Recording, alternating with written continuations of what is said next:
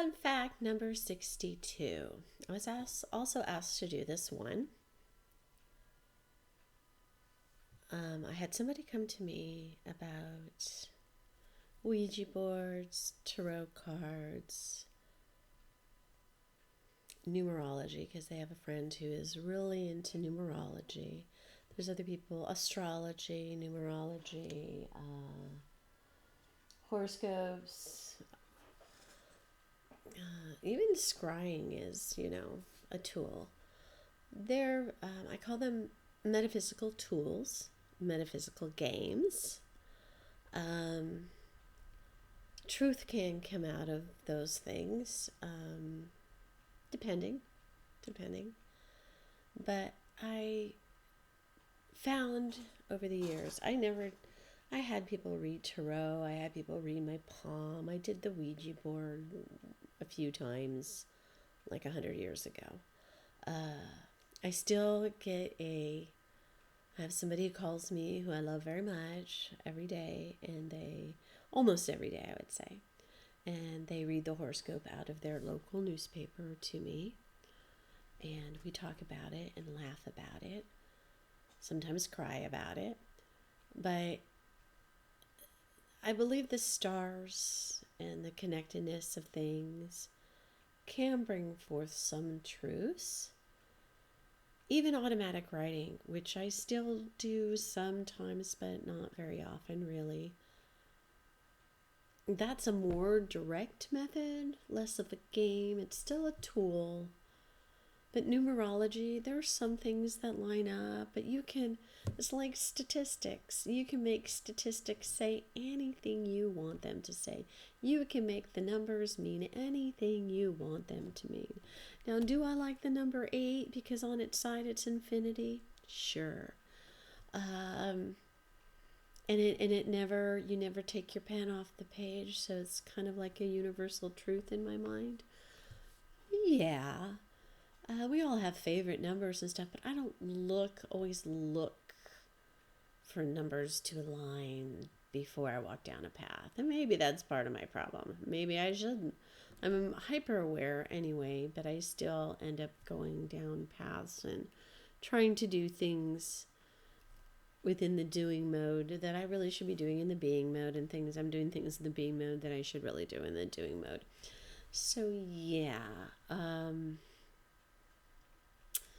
all those things are fine for what they are. I guess I do kind of judge a little bit, but also paying for those services, I feel, is, if you're just having fun, that's fine. But if you're doing it because you really need help, I find it to be like crystals. And yeah, there is some meaning to rocks and stones and crystals and oils and scents. I mean, it goes back to the paganism, herbs and foods that help with certain things that are natural remedies.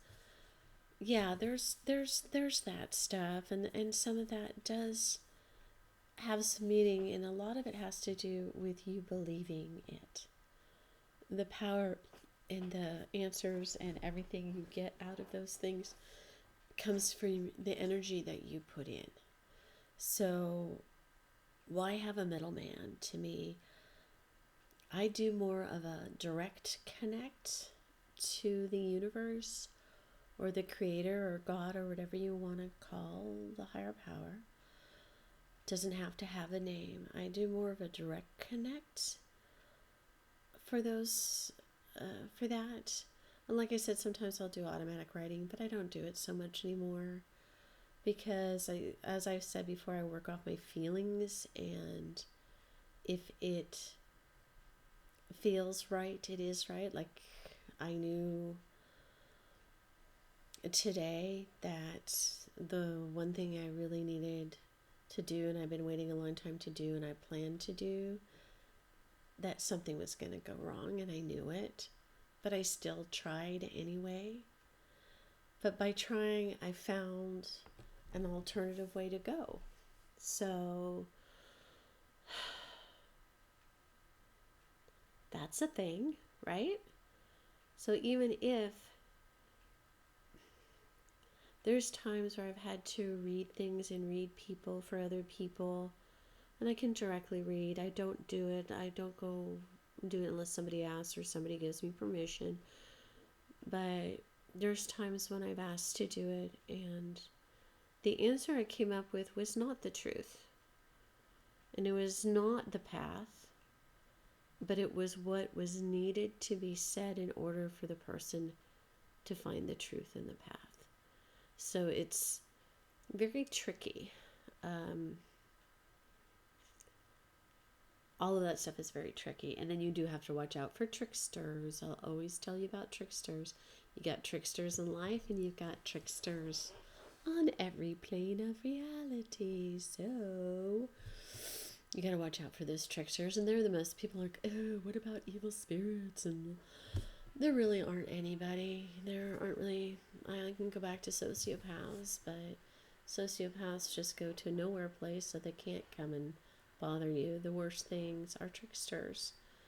And whatever energy you put into the unknown is the energy you're going to get back. So if you believe there's an evil poltergeist in your house, yeah, get some white sage and push it out. You are in control. You say, no, get out. And if you need something to clean the space, I recommend a white sage. And some people say, oh, that gets rid of all the spirits. No, it only gets rid of what you ask to leave. All good gifts surround us.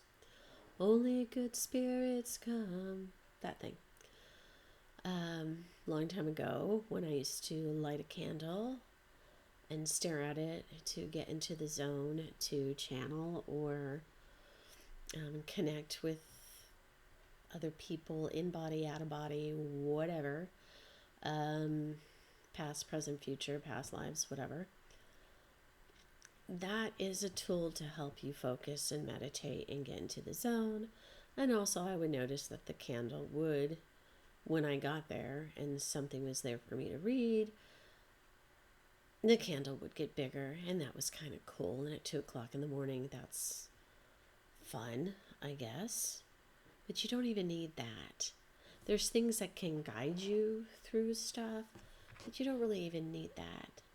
You can directly connect. You can hear. You can be aware. You can listen.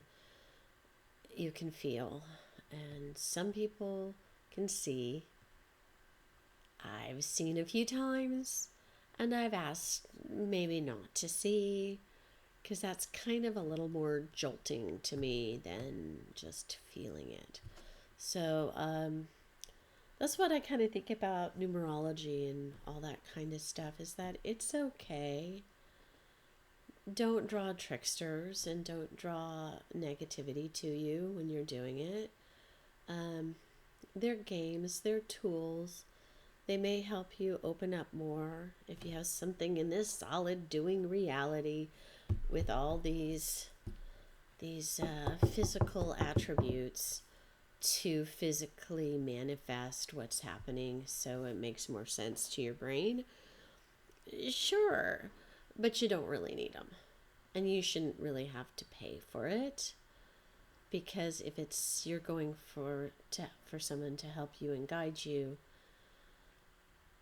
that should be something they do because they care and they're fair and they're aware. So yeah, ciao bellas, number 62.